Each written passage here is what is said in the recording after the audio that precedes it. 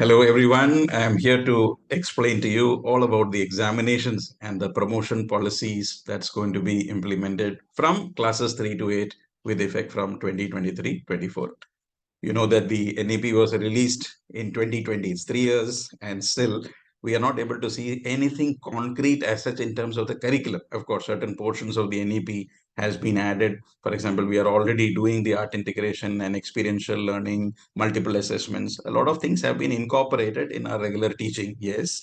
But at the same time, the curriculum has not changed because the NCERT is taking a lot of time to build upon the curriculum. So there is good news in terms of classes 3 to 8. So I'm not sure about the curriculum part, but at least the assessments and the promotion policies have changed to a great extent, which is going to impact the students of middle school and the primary school.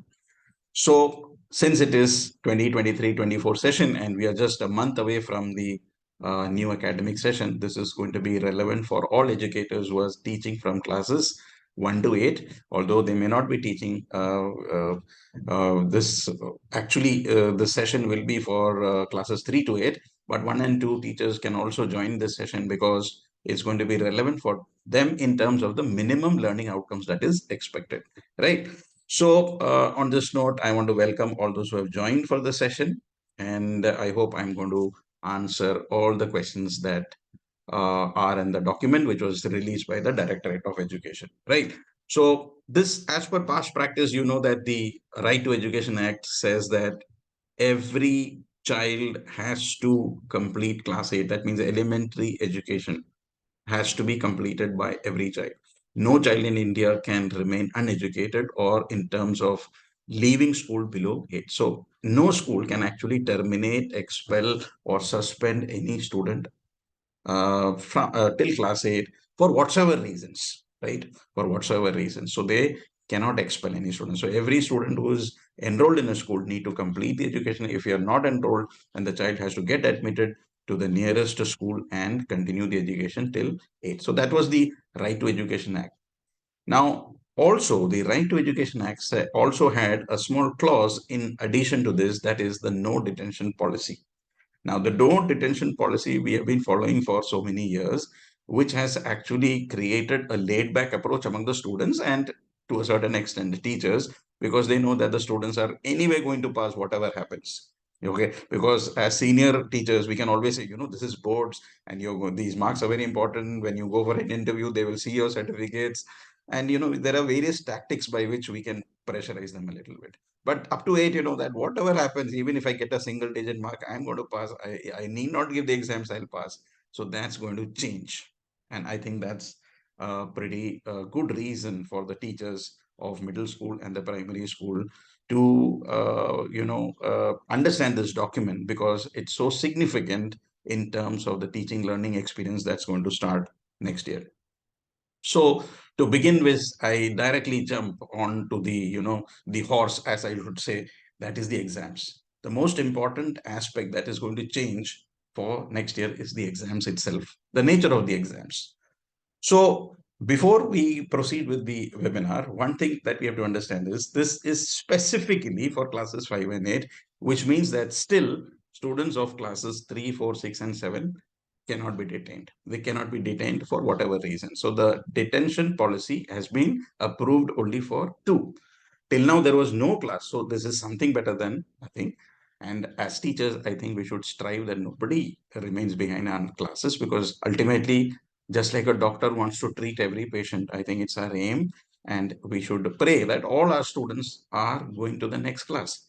But in unfortunate circumstances, or the student is not serious, sometimes parental support is not there, they require some extra help. So in those cases of classes 5 and 8, then there can be detained. So how is this whole process going to take place? So if a child is going to fail in class 5 or 8, it's not that, okay, the child has failed and now sit at home and study or something like that. The onus comes on the school and the teachers to prepare their child for the next 2 months. Okay, there is going to be a grace period of 2 months where the child is going to be prepared by the teachers and the parents and whoever wants to get involved in teaching the child for a better prospect, that we give all the material that is required, the minimum learning outcomes, the MLOs, as we call it, so that the child at least passes with 33%. Right. So after the 2 months, there will be another test. And if that child passes in that particular test, then he or she gets promoted. If the child is not passing in that, then the child fails. So there's going to be two assessments basically. One, as we call the midterm or the first term examination, which will happen somewhere in September, October. And the finals we are going to have in February, March. So most of us are already having this, nothing new. The assessments is not going to be based on rote learning or memorization. It is going to be based on Bloom's taxonomy, which we've been, so many years we've been doing that. But unfortunately, some schools are making very tough papers and some are making very easy papers. There's no standardization. I think as educators, we need to make standardized papers, just like board papers, that, we have easy questions, we have average, we have tough and very difficult, so that, at least the average children can get reasonably good marks, and the very weak child can also pass based on the basic concepts or the minimum learning outcomes. So the assessment should be based on concepts, and they are not saying that make the paper simple. There also should be HOTS, which is the higher order thinking skills, so that our good students and the brilliant students and the gifted students are also feel that, our papers are good and they get a chance to attempt these questions and they also get credit. Okay. So it has to be a balanced paper. And I'm sure there will be more direction from the government, from the directorate, to how to make these papers based on the knowledge understanding application scheme, KUAS as we call it, right? Then the exams have to be conducted in a free and fair manner. They have very specifically said this, that, not that, that we don't want this exam to be very easy. Let's make it very tough so that, at least, some of them are stuck in that particular class. So let's be free and fair. Let's be student oriented. Let's not take any sort of action which is going to destroy the future of a child, because ultimately, there is so much expectation from everyone for a child. 1 year when the child is studying, for whatever reasons, even if the child has not performed well due to XYZ reason, probably the child is not studied at all, is not interested in studying, and we have our limitations as teachers in a class of 40, 50 catering to these. Okay, so I myself know all this because I am a teacher. I know that we cannot, whatever you do, we cannot get 100% result. In some cases, they are so stubborn, they are so adamant that they don't listen. But at the same time, we can try, because nobody should accuse us that we haven't tried. It's our duty, moral responsibility to do our best for our students. So it has to be free and fair, not where we are giving some grace marks to promote students, nor we should be so strict that the child is not getting pass marks. So free and fair manner. There has to be a proper marking scheme according to which it has to be marked. Class-wise and subject-wise result analysis should be prepared and kept for inspection from the directorate. So now, how is this internals and the exams going to be? Now, so far, we were having an 80-20 scheme in most schools, even for the middle school, just like our class 9 and 10. So that's changed a little bit in the middle school and the primary. They are now saying that the internal marks will be 30 marks. Okay, so far it was only 20 subject enrichment. We had the portfolio, we had multiple assessments, and we had the pen paper test. Now they are introducing two more aspects to it to give this 30, which I'll be telling you in the next slide how this 30 marks have to be given. The midterm is having a weightage of 20 marks. Okay, it's not 20-mark test, it's a weightage. So I'll be explaining to you more in detail as we proceed through the session, and the finals will carry 50 marks. Okay, 50 marks of the weightage. So total, if you add, this is 100. So the 100 is coming from 30 marks internal, 20 marks the midterm exam, not 20 marks, the 20% of the total, and 50% is coming from the final exams, right? So you'll get more clarity as we go in proceed further. So this is going to be in the internal assessment criteria. 5 marks for the attendance. This is something new. It is observed that after the COVID, the attendance has really gone down. Students prefer to sit down at home and study. Many are joining homeschooling. There are a lot of online schools, which are okay. Other options are available. There's nothing bad about it. But at the same time, if they've enrolled for a full-time school, it becomes the duty of the student to attend these classes and not sit at home. If you're sitting at home, then of course there are other forms of studies which is equally good, and I'm not debating on that aspect whether online schools are better or offline schools are better, or we have a lot of dummy schools students are attending. We are not getting into the nitty-gritties of that. What is important now is that the directorate realizes that there are a lot of enrolled students in a school who are not coming to the classes, which is in fact true, because they are the 2 years of COVID have made, let's accept it, they have become a little more lazier. They have health problems because of the sickness or junk food that they've eaten or lack of exercises in the last 2 years. They're not able to sit through 6 or 7 hours of teaching. And online teaching was much more interesting because we could present through PowerPoints, and there were a lot of activities which could be done. And in a physical classroom, that becomes a little difficult, although it's not impossible, because you also have to be a policeman or a policewoman, because controlling a class of 40, 50 along with the activities becomes a challenge on an everyday basis. You can plan out certain activities on certain days, but everyday activity becomes a challenge in an offline class. So attendance. So there is also 5 marks, 4 marks, 3, depending on how the school is, how the student is coming.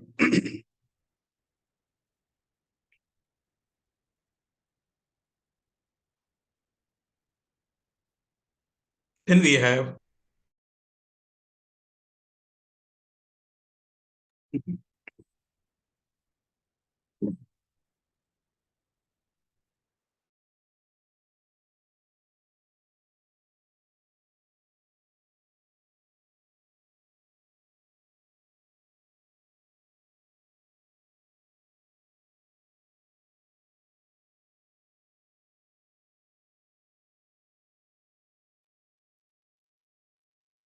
yeah, sorry. So we continue with the webinar. So as I said, there is 5 marks given for the attendance. There's 5 marks for the subject enrichment. This subject enrichment was always there. We were doing that project-based activities. This is 5 marks. Some schools were doing, some were not doing. So project-based activities give them a lot of projects, not something which they can copy from Chrome or nowadays, ChatGPT, artificial intelligence is giving you ready-made answers. We are not talking about that. We are talking about assignments or projects which the child uses logic and creativity, not buying it from market or getting it done from their tutors or from their elder brothers or their family members. It is observed that a lot of activities are done by the parents or someone whom they hire.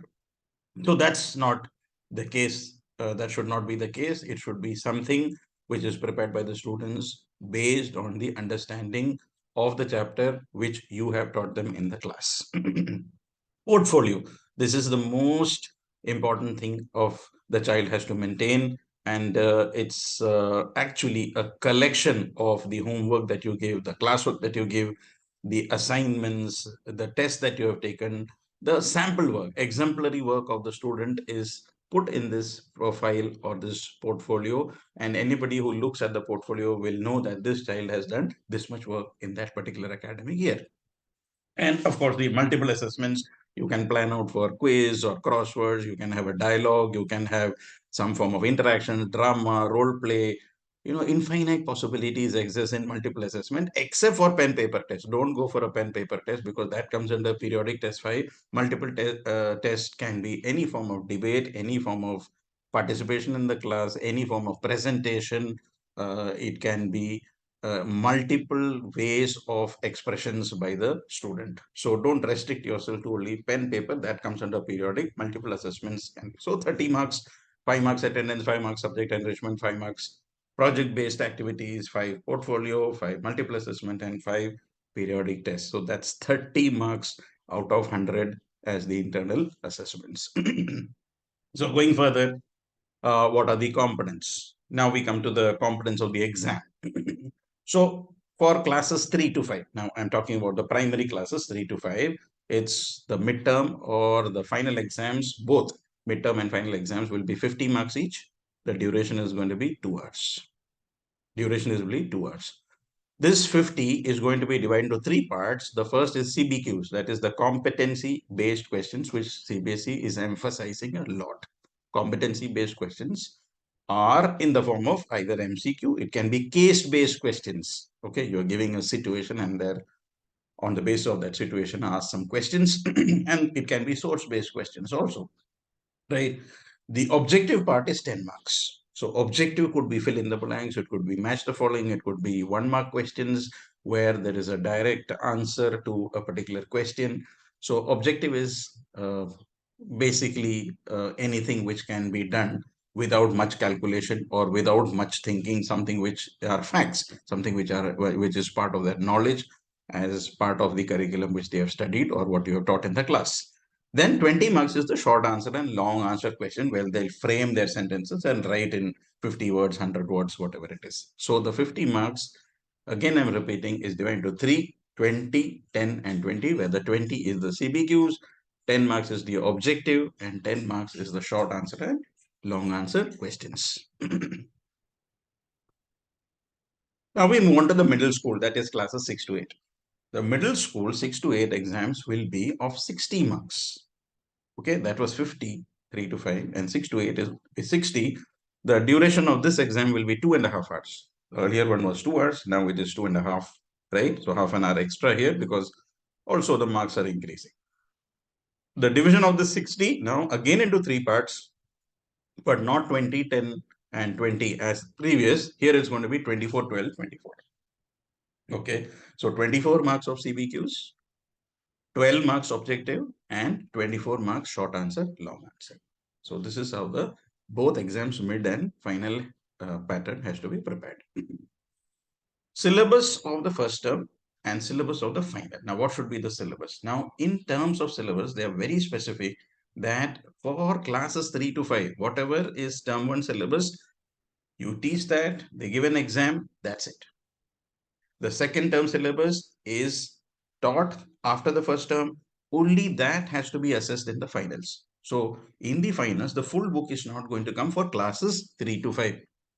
Full book is not going to come for classes 3 to 5. So what is important here is that the syllabus is on termly basis, right? So the first term finished and second, just like the, the semester system that you have in colleges, and ultimately NEP is going to implement this in other classes, but they have started with 3 to 5. 6 months, 6 months. You study for a particular portion, give the test, then study the next half, and then give the test. So finals will have only term 2 syllabus. But they are saying that for 6 to 8, the term 1 syllabus will be based on the term 1 syllabus, but in the final exams, the full syllabus will be included. So that's obviously they're little bigger kids, so they need to cope up. And of course, when the NEP comes, the syllabus is going to get drastically reduced. So nothing to worry as such, because even though they are only middle school students, they will not feel so much of pressure because it's a full syllabus, because syllabus is going to get reduced ultimately for next year.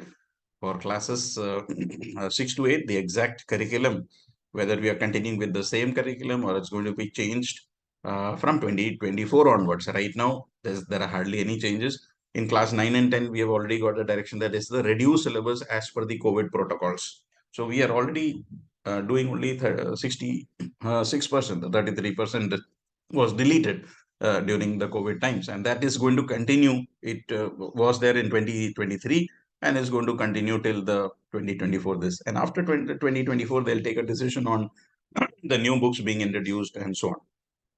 Right. So as I told you, 5 marks is for the attendance. Now, when we talk about this attendance, they have given a range that if the student is having 96 to 100% attendance, give him 5. 91 to 95 gets 4, 86 to 90 gets 3, 81 to 85 gets 2, 76 to 80 gets 1, and up to 75 gets nil. That means the board or the directorate is expecting that every student should have minimum 75% attendance. Those who are not having 75% attendance should be given 0. And there are also other implications of not having this attendance, which I'll be explaining you subsequently.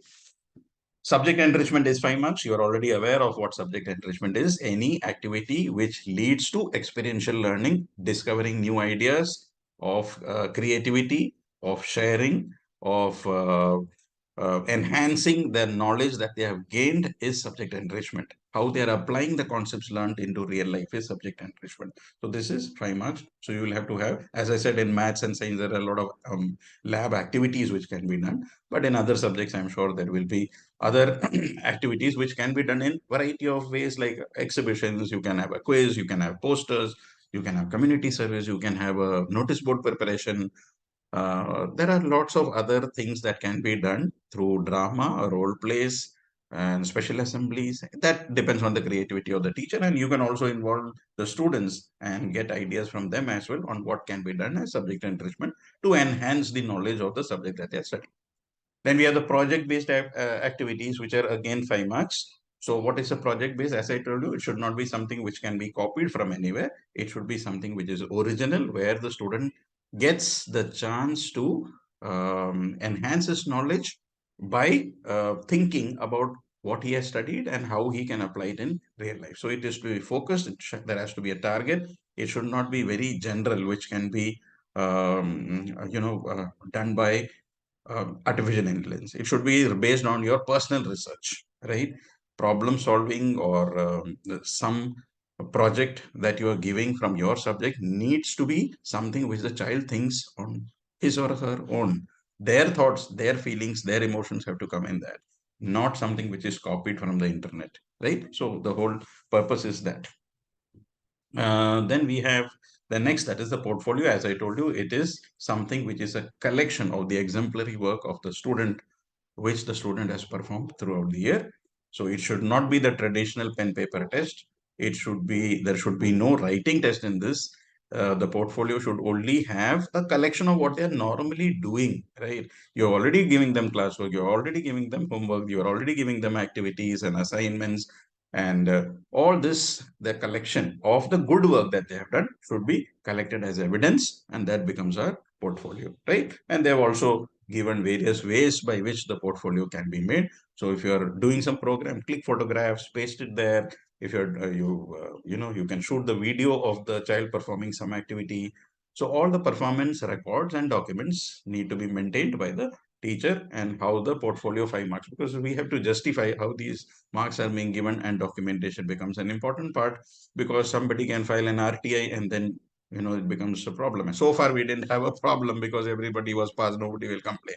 Now the problem will come when somebody who is not clearing his class 8, for example, or class 5 exams, files an RTI and say that why my child is given only 2 in the portfolio or 3, because of which the child has failed. So that becomes an issue. So we need to document very, very carefully, as we are doing for the boards of 10th and 12th, because every mark now counts. It becomes important, especially if the child is on borderline or the child is not clearing this particular class. So you have to be very, very careful in this.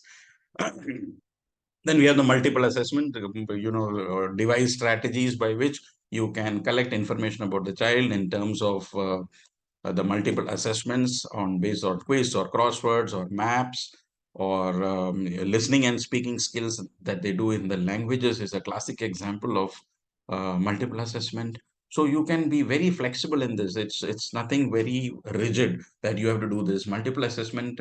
You can use your creativity to bring out the best in the child, and try to identify ways and means by which the child is going to perform better. So the child may be an auditory learner or a visual learner or good in kinesthetics.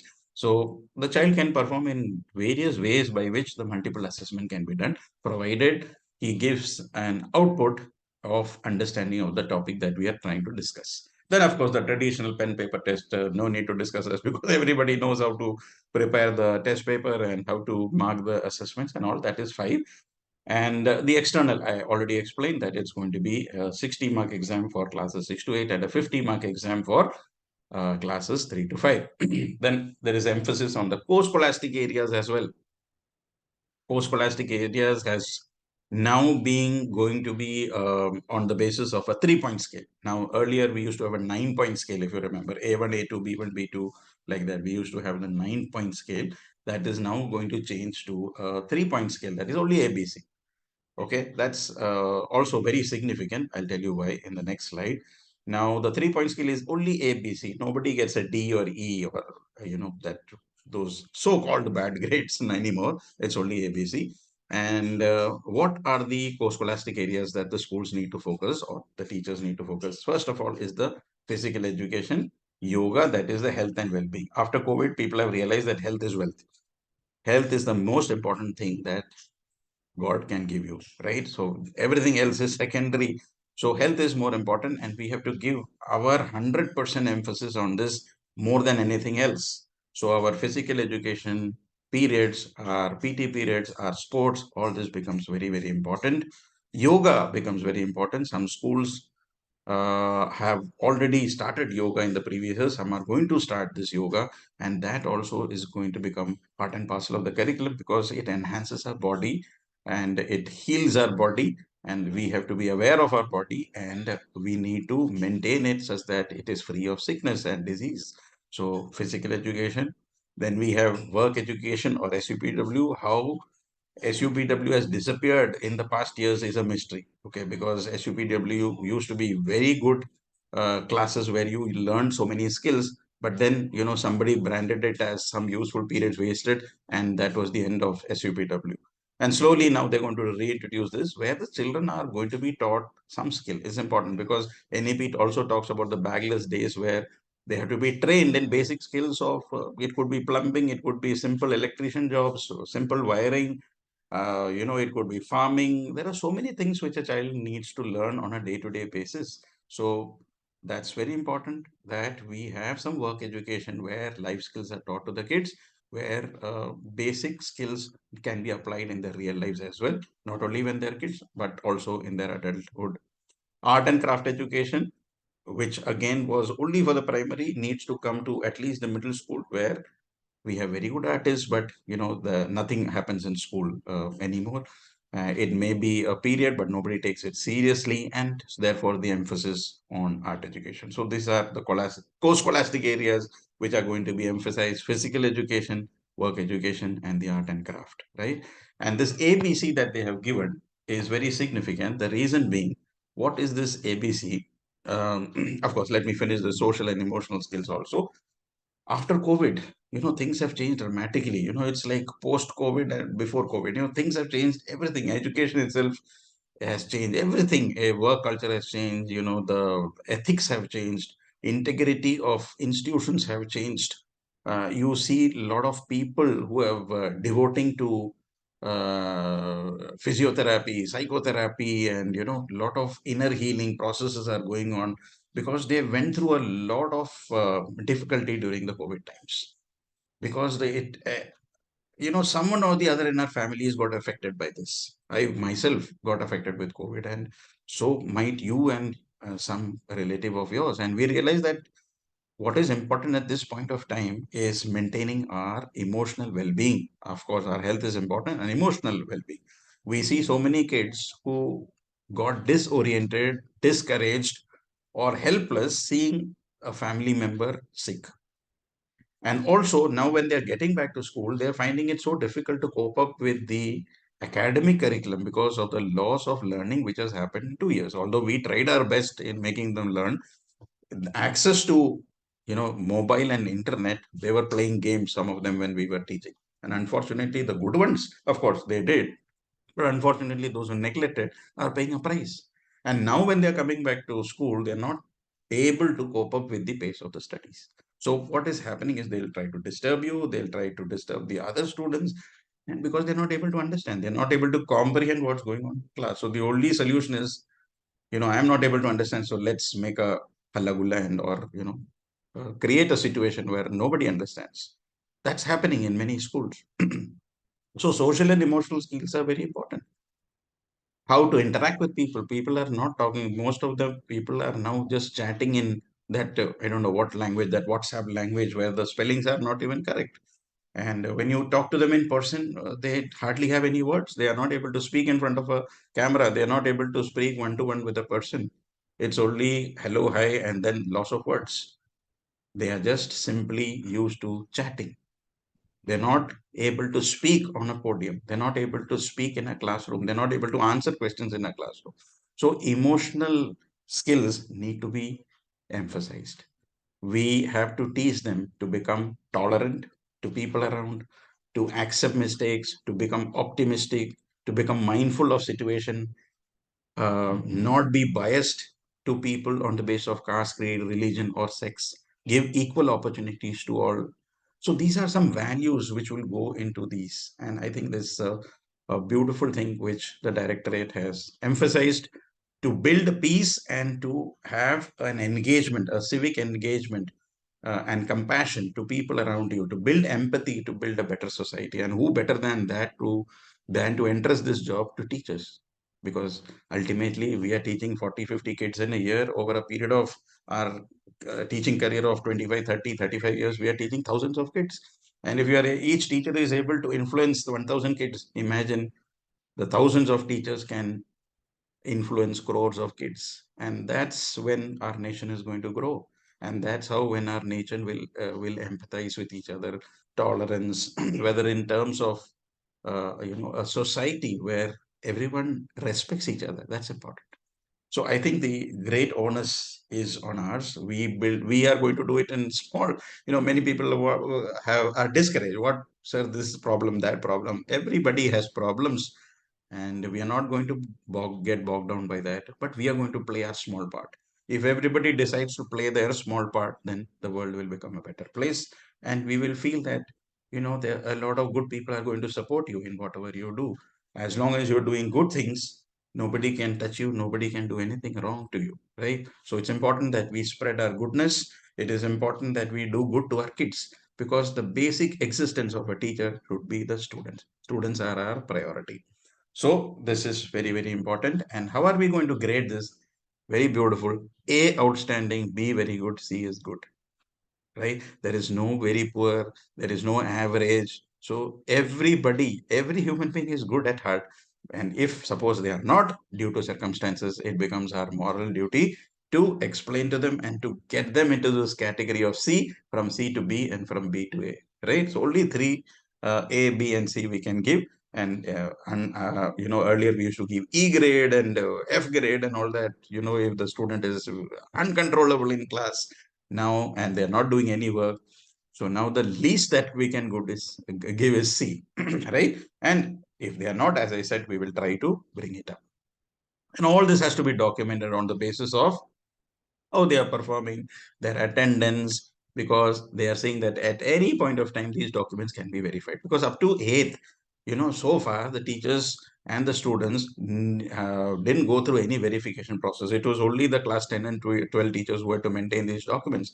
Now, our documents should be ready for inspection, because as I said, there can be an RTI, somebody can be have a grievance that this particular teacher doesn't like me, so she didn't give me 5 marks for the portfolio, or I was attending regularly classes but still I got 4. So many problems can come. So your documentation has to be very, very clear, because the directorate at any point of time can conduct an inspection for this. And if an RTA is filed by a parent, we have to show the documents and why we gave those marks.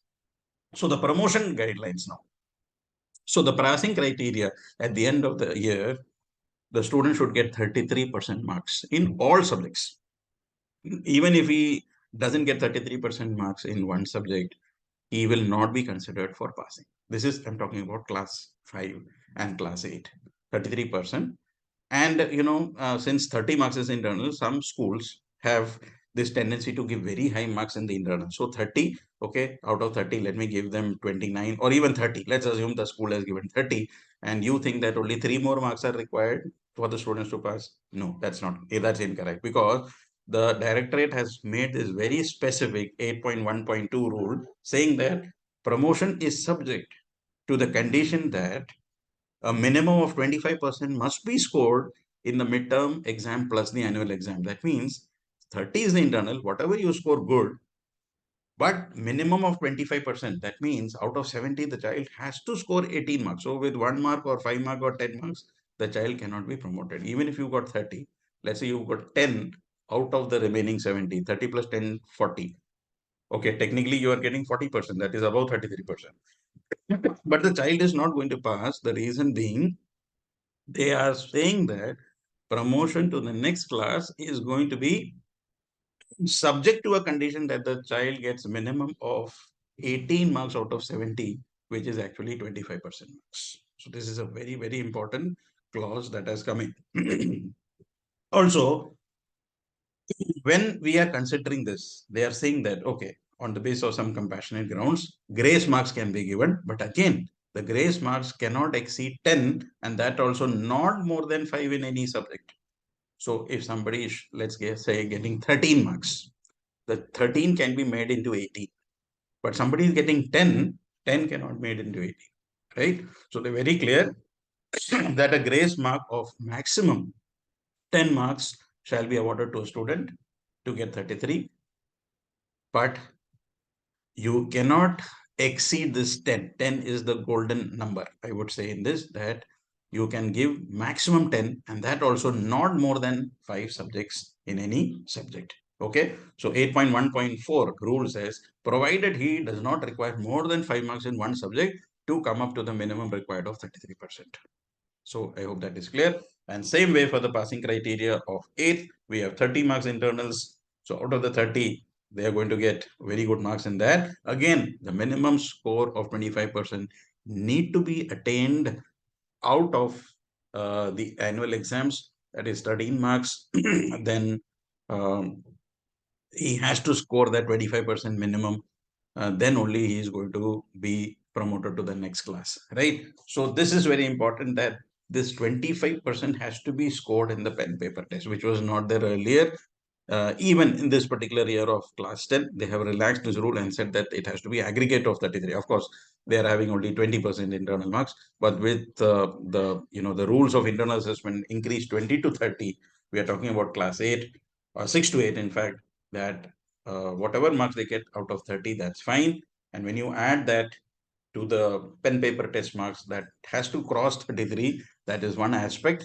And the second aspect, of course, is that 25% needs to be scored in the pen paper test, that is the annual exam. So a candidate will not be eligible to be promoted um, even after giving those grace marks, which are admissible, the 10 marks which I had explained. Even after that, then the child will remain back in class 5 and 8, right? And remain behind means there has to be a re-exam, of course. And then in spite of the re-exam, if the child is not failing, then will not be promoted to the next class. Then,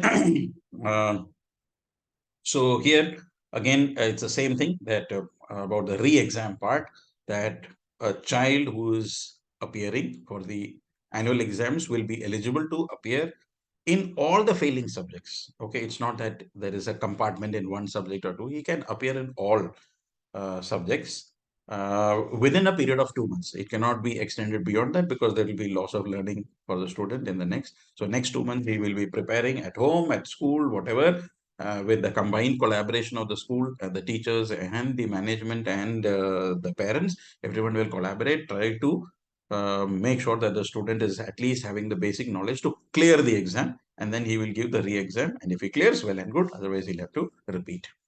So the re-examination will be based on the same syllabus and pattern. Okay, the pattern cannot be changed. It cannot be simplified. The same pattern has to be kept. The weightage of the marks have to be proportionally calculated out of 70, right? So 30 marks is the internal, and you are going to give a retest of the marks, that is 60, in terms of when you're talking about class 8. And if you're talking about the 5th class, it's 50 marks, and then we'll convert it out of 70. Proportionally calculated out of 70, right? Convert out of 70, and minimum 25% has to be scored in that. And of course, here the 30 marks that I have already told you. So in the re-exam, it's very important. Again, we'll have to secure at least 25% marks in the subjects he has taken re-exam. That means he need to score 18 out of 70. Okay. So I hope this part is clear, because this is slightly different.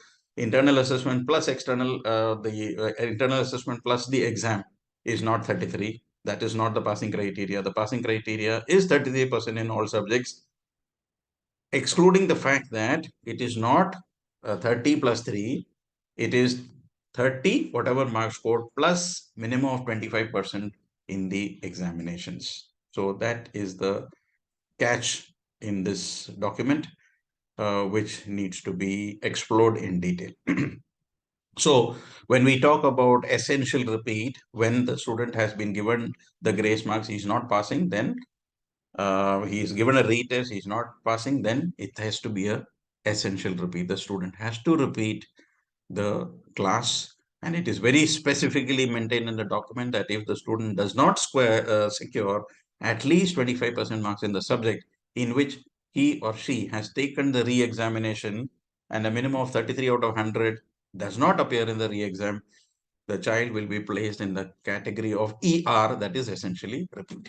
So both these criteria, 33% in each subject, every subject, and 25% in the retest that you are taking, has to be mandatory for the child to pass to the next. Okay, so the child obviously has to repeat the class.